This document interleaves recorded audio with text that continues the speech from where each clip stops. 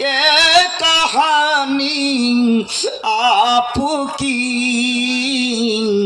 होगी तैबा में भुला लूं मेहरबानी आपकी।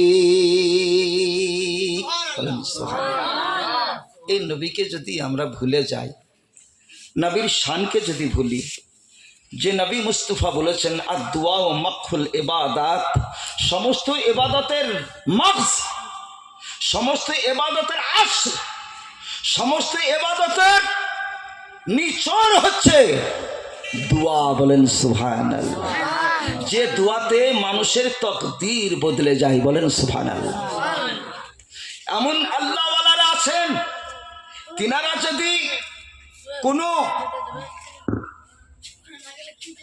আপনার বাদ আকিদার দিক হোক, চাহে গুনাহগারের দিকে হোক, চাহে উপরভ্রষ্ট হয়ে গেছে, যদি কোনো আল্লাহওয়ালার দরবারে আসা